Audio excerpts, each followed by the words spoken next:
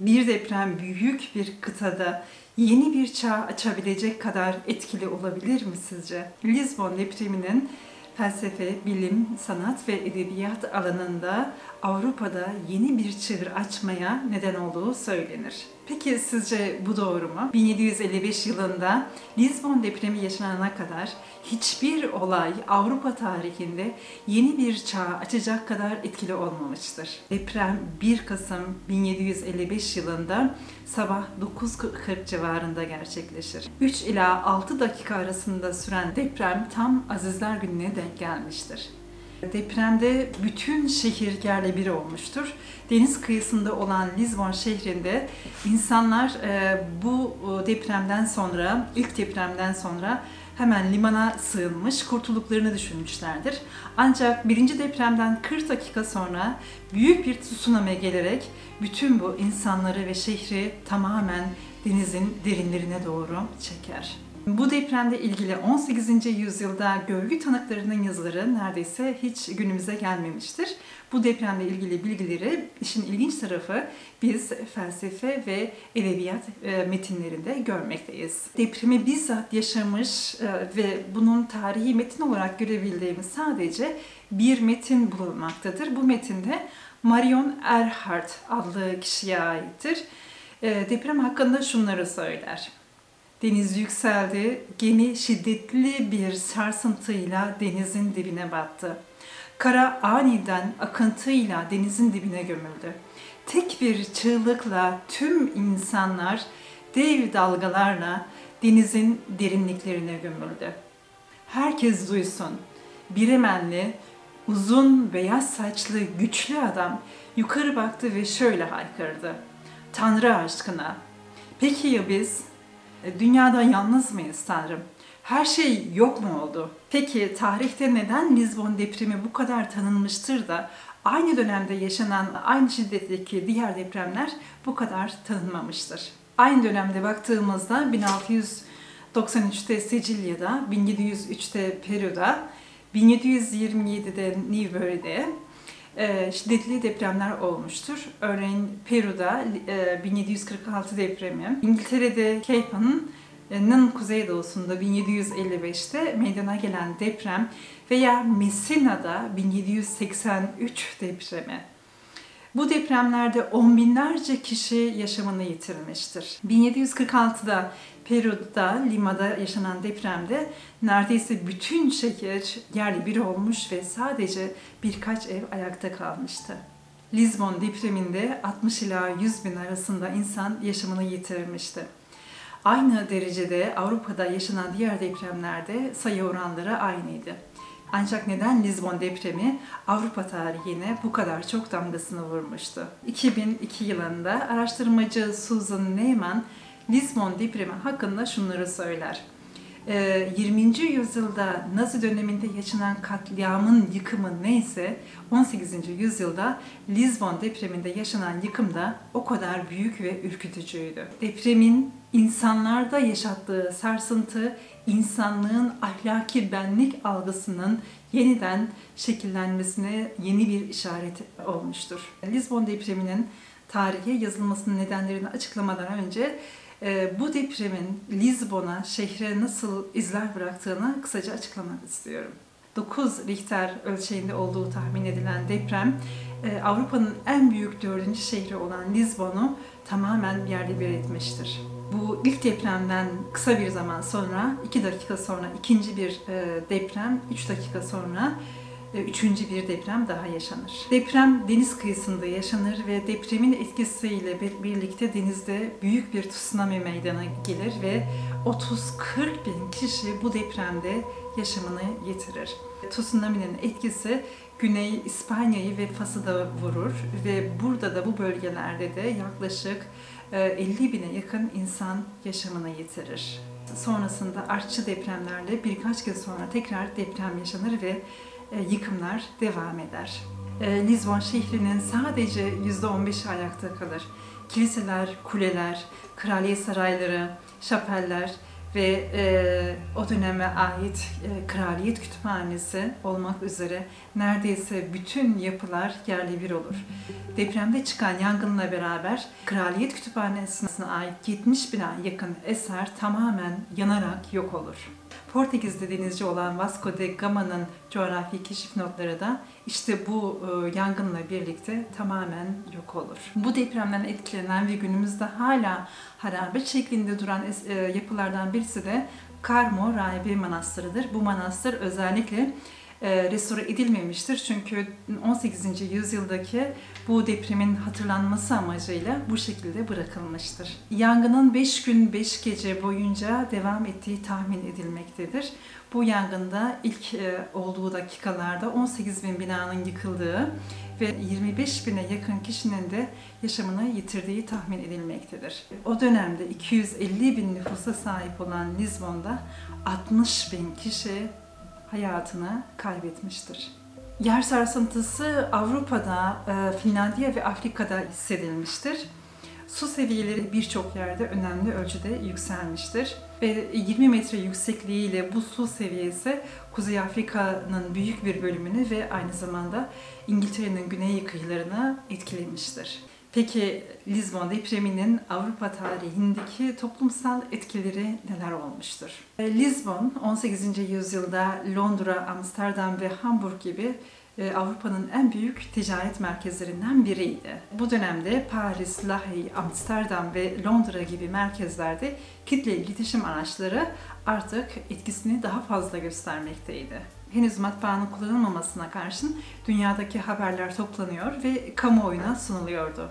Böylece Portekiz'de, Lizbon'da yaşanan deprem sadece Portekiz'de değil, dünyanın her yerine yayılmıştı. Bu sayede Lizbon depremi dönemin filozofları ve din adamları arasında gündemin konusu olarak, tartışma konusu olarak gündeme oturmuştu. Aydınlanma çağının tam da olduğu dönemde farklı görüşler de ortaya atılmaya başlandı. Tanrı eğer varsa neden deprem oldu? Kiliseler neden yıkıldı? Kudretli ve iyiliksever bir Tanrı Lizbon'da böyle büyük bir felakete nasıl izin verebildi? Deprem Hristiyanlığı yaymak için çalışan ve Katolik bir ülkenin başkenti olan Lizbon'u neden vurdu? Ve neden Azizler Günü'nde? Neden çok sayıda kilise depremin kurbanı oldu? Buna karşın Lizbon'un güneyinde kırmızı ışık bölgesi olan Alfama'ya hiçbir şey olmadı ve kurtuldu. Bu arada Alfama bölgesi belirtmek isterim ki 8. yüzyıldan 12. yüzyıla kadar yaklaşık 500 yıllık bir dönemde Müslüman hakimiyetinde yer almış. 12. yüzyılda ise Hristiyanlar bu bölgeyi ele geçirmişler. Alfama kelime anlamı olarak Arapça kökenli bir kelime ve hamam anlamına gelmekte. Lizbon depremi İşte bu tür sorularla bizim tanıdığımız ünlü filozoflar ve edebiyatçılar arasında yazı konusu ve eser konusu olmaya başladı. Örneğin Goethe bu deprem olduğunda henüz 6 yaşında bir çocuktu. 1811 yılında 50'li yaşlarda bu depremle ilgili şu mısraları yazar. Ancak olağanüstü bir dünya olayıyla çocuğun iç huzuru ilk kez derinden sarsıldı. 1 Kasım 1755'te Lizbon depremi huzur ve sessizlik içinde yaşayan dünyaya büyük bir korku saldı. Belki de korku iblisi hiçbir zaman bu kadar hızlı ve güçlü bir şekilde yeryüzüne yayılmadı. 18. yüzyılın ortaları sismolojinin başlangıcı olarak görülmekte ve ilk kez işte bu dönemde depreme karşı yeni araştırmalar ve yeni sorular yöneltilmeye başlanmıştır. Örneğin 1760'ta John Michel artık depremle ilgili verileri not almaya başlar. Depremin dalga karakterini ilk kez tanımlar. Depremle ilgili notlar alır. Bunlardan bazıları örneğin ilk deprem ne zaman gerçekleşti, kaç dakika sürdü, etkisi ne kadardı? İkinci artçı depremler yaşandı mı? Su dalgaları nasıldı, hayvanların davranışları nasıldı gibi notlar almaya başlar. İşte artık depremle ilgili dini yorumlar dışında yeni yaklaşımlar da ortaya çıkmaya başlamıştır. Ancak bu tür yorumlar dini yorumları hiçbir zaman tamamen yok etmemiştir. Örneğin William Stukeley Lizbon depremini şöyle yorumlar. 40.000'den fazla insanın en sefil şekilde yok olduğu Lizbon'da ayakta kalan tek bina İngiliz ve Hollanda Protestan şapelleridir. Özellikle bu dönemde dikkati çeken medyanın Lizbon depremine olan ilgisiydi. 17. yüzyılda doğal afetler, depremler ve doğaüstü olaylar haber yapıldı. Çünkü ancak bu şekilde insanların ilgisini çekebiliyordu.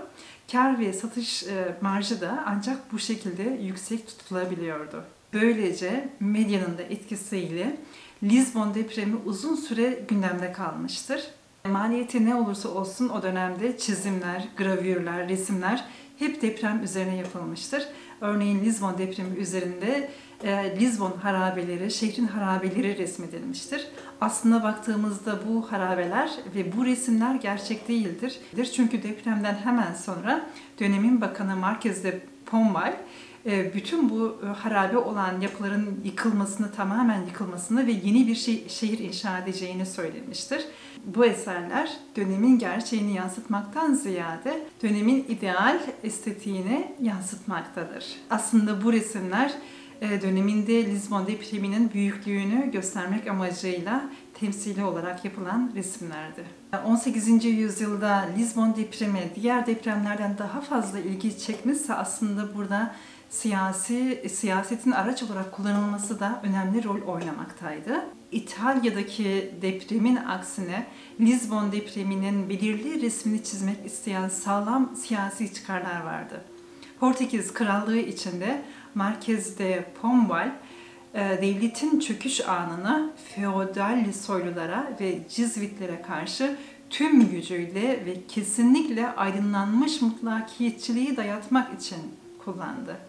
Marquez de Pombal, Avrupa'nın her yerinde inşa edilen Lizbon şehriyle halkın içinde üne kavuştu. Böylece sadece çadırlarda uyumayan cesaretli bir kral vardı. Sonunda siyasi aydınlanma depremi farklı bir hikayeye dönüştürmüş ve Avrupa kamuoyunun dikkatini çekmeyi başarmıştır. Peki siyaset dışında ya filozoflar? Örneğin gerçek adı François Maria Rea olan ünlü Fransız yazar ve filozoflarından Voltaire en önemli eserinde Lizbon depremini alaycı bir üslupla ele alır. Bildiğimiz gibi Voltaire hem Fransız devriminde hem de aydınlanma hareketlerinde çok önemli bir isim olarak bilinmektedir. Kendisi Lizbon depremi olduğunda 1755'te İsviçre'de bulunmaktaydı. Deprem olduktan sonra Her Şey Yolunda isimli şiiri hemen kaleme alır. Voltaire'in bu şiiri 1756 yılında 20'den fazla baskıya ulaşmıştır. Avrupa halkı bu şiir etrafında toplanmıştı. Voltaire 1759'da Fransız edebiyatının en çok sattığı Candide adlı eserini yazar. Candide adlı eseri İncil çevirilerini saymazsak eğer dönemin en fazla satışı olan kitaplardan birisidir.